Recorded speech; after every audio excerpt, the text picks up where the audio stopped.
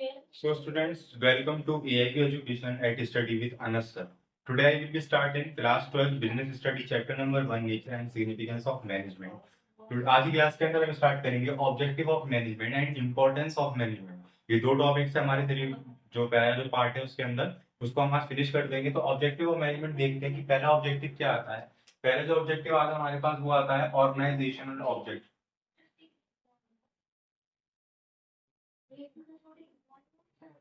Organisational object आता है मेरे पास हमारा। ऑर्गेनाइजेशन मतलब यानी कि बिजनेस, जो भी हम बिजनेस कर रहे हैं कि उसके लिए इसका ऑब्जेक्ट होना चाहिए। पहला किसके लिए? सर्वाइव करने के लिए, कि भाई जब हम बिजनेस के अंदर ग्रो करेंगे तभी सर्वाइव कर पाएंगे। दूसरा प्रॉफिट के लिए। तीसरा जो आता है हमारा क्या आता है? ग्रोथ के लिए। तीन टॉपिक्स आते हैं हमारे सर्वाइव प्रॉफिट ग्रोथ, कि जब हम अपने बिजनेस को अच्छी तरीके से कर पाएंगे, अच्छे पॉइंट ऑफ व्यू से करेंगे तो क्या होगा, हम सरवाइव कर पाएंगे, आगे आगे तक के लिए हम प्रॉफिट कमा पाएंगे, प्रॉफिट कमाएंगे तो सभी चीजें कंप्लीट हो जाएंगी। फिर ग्रोथ, जब हम ग्रोथ ही नहीं कर पाएंगे, हमारा बिजनेस एक लाइन के अंदर ही सीमित रह जाएगा तो हम आगे नहीं बढ़ पाएंगे।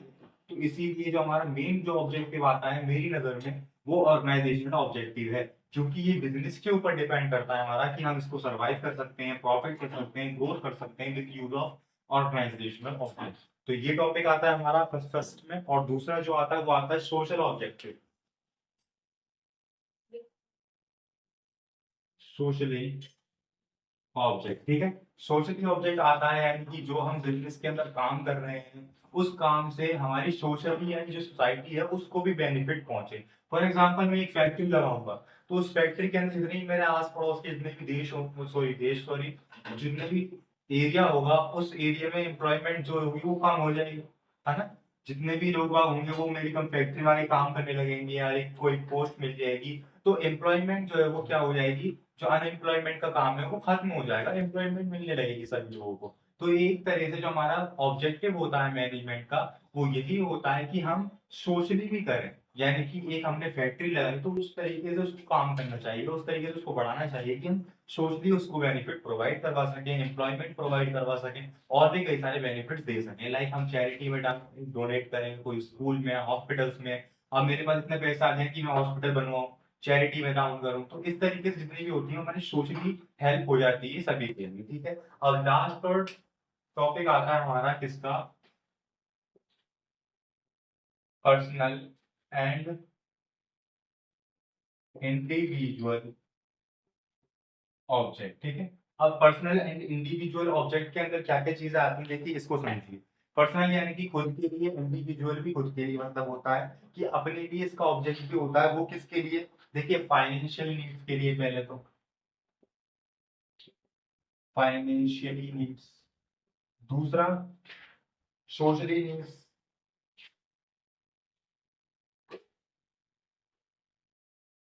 तीसरा हायर लेवल नीड्स। तो ये तीन टॉपिक आते हैं हमारे किसके अंदर? पर्सनल एंड इंडिविजुअल ऑब्जेक्ट के अंदर। कि इसका एक ऑब्जेक्ट ये भी होता है कि हम पर्सनली भी ग्रोथ करें, अपनी फाइनेंशियल नीड्स को बढ़ाएं, अपनी सोशल नीड्स को बढ़ाएं, हायर लेवल नीड्स को बढ़ाएं। तो ये सभी की चीज में यानी ये सब के टॉपिक्स कैटेगरीज के अंदर हम ग्रो कर पाए with use of management, with use of business. तो ये सब चीजें आती हैं हमारी ऑब्जेक्टिव मैनेजमेंट के अंदर। आई होगा क्लियर हुआ होगा। नेक्स्ट टॉपिक बढ़ते हैं अपनी इंपॉर्टेंस ऑफ मैनेजमेंट।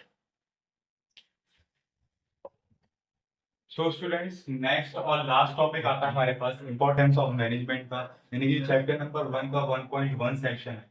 कौन सा? 1.1।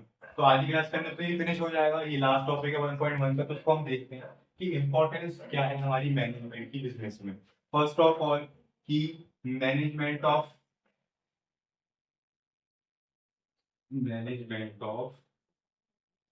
Achieving goal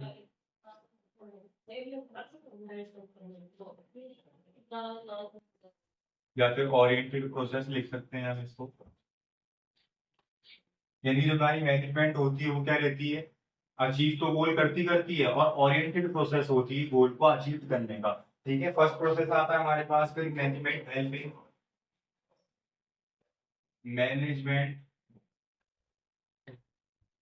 help in group activity. यानी कि जो हमारी मैनेजमेंट होती है वो ये भी बेनिफिट प्रोवाइड करती है ग्रुप को आगे किस डायरेक्शन में, किस वे के अंदर वर्क करना है, हर एक को कितना काम बांटा जाएगा। तो ये सब आता है हमारा। और तीसरा पॉइंट जो आता है वो क्या आता है, management is efficiency. Management increase efficiency, यानी कि जब हम हमारी मैनेजमेंट कर लेते हैं तो हमारी एफिशिएंसी की जो हायर लेवल होता है वो बढ़ जाता है। यानी कि हम ये भी एनालाइज कर सकते हैं कि जितना मेरा काम हो रहा है उसके अंदर कितना कॉस्ट आ रही है, या कम से कम कॉस्ट पे मैं कितना बेहतर काम कर सकता हूँ with use of management in business. तो ये भी हमारा एक टॉपिक बना रहता है इंपॉर्टेंस ऑफ मैनेजमेंट के अंदर। फिर चौथा आता है management is dynamic function. Management is dynamic function, ठीक है। यानी कि मैनेजमेंट जो होता है वो एक डायनेमिक फंक्शन परफॉर्म करता है। यानी कि हर एक के अंदर जब हम मैनेजमेंट करना शुरू कर देते हैं तो हम ग्रोथ करने लग जाते हैं, सर्वाइव करने लग जाते हैं बिजनेस के अंदर। यानी काफी सारी जो चीजें होती हैं वो अपग्रेड हो जाती हैं विद यूज ऑफ मैनेजमेंट। तो इसलिए मैनेजमेंट एक डायनेमिक फंक्शन प्रोवाइड करता है हमारे बिजनेस के अंदर। फिर फिफ्थ पॉइंट आता है हमारा, management is all pervasive formation. यानी जो हमारी मैनेजमेंट होती है वो हर एक टाइप के कार्य में हेल्पफुल रहती है।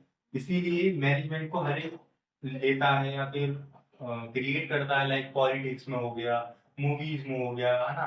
और क्या कह सकते हैं, हमारे घर में कोई काम चल रहा है, शादी का काम है, तो उसके सब में मैनेजमेंट यूज तो होती है। तो मैनेजमेंट है एक, वो क्या रहता है कि वो बिजनेस एक्टिविटी के अंदर भी वर्क करती है और नॉन बिजनेस एक्टिविटी के,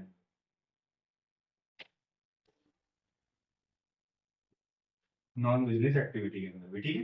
तो ये दोनों टॉपिक के अंदर हमारी वर्क कर जाती है मैनेजमेंट में, बिजनेस एक्टिविटी में भी और नॉन बिजनेस एक्टिविटी। फिर सिक्स पॉइंट आता है हमारा, management is helpful in achieve personal object. यानी फॉर एग्जांपल मैं कोई भी काम कर रहा हूँ तो मेरा एक पर्सनल ऑब्जेक्ट हो सकता है, मेरा पर्सनल पॉइंट ऑफ व्यू हो सकता है, तो मैं उसको भी अचीव कर सकता हूँ विद यूज ऑफ मैनेजमेंट। तो मैनेजमेंट एक बिग बेनिफिट प्रोवाइड करती है, बिग हेल्प करती है मेरी क्या, एक पर्सनल ऑब्जेक्ट को मैनेज करने की या फिर उसको अचीव करने के लिए। तो सिक्स पॉइंट आते हैं, एक दो पॉइंट और देख लेते हैं। Management is multi dimensional. Management is multi dimensional. तो बेसिकली बुक के अंदर दे रखे हैं सिर्फ 5 पॉइंट दे रखे हैं, बट मैंने आपको लिखवाए कितने, 7 पॉइंट्स। तो इसका मतलब ये है कि अगर आपने इसके कैरेक्टरिस्टिक्स पढ़ रखे होंगे तो आप इसकी इंपॉर्टेंस खुद बना सकते हो, क्योंकि जितने पॉइंट्स होते हैं वो सारे मिलते जुलते हुए रहते हैं मैनेजमेंट के अंदर, ठीक है। तो आई होप आपकी सभी चीजें क्लियर हुई होंगी आज की वीडियो के अंदर, आज की क्लास के अंदर इतना ही। नेक्स्ट क्लास हम स्टार्ट करते हैं 1.2, जिसके अंदर काफी सारी चीजें हम सीखने को मिलेंगी, नई भी चीजें, और उसके अंदर क्या है, क्लासिफिकेशन ऑफ बिजनेस एक्टिविटी शायद। तो हम सब नेक्स्ट क्लास के अंदर देखते हैं। फिर भी अगर आपको आज की वीडियो समझ में ना आई हो या फिर किसी वीडियो के पार्ट के अंदर कोई डाउट हो मेरी राइटिंग के अंदर किसी भी चीज के अंदर, तो आप मुझे कमेंट सेक्शन में जरूर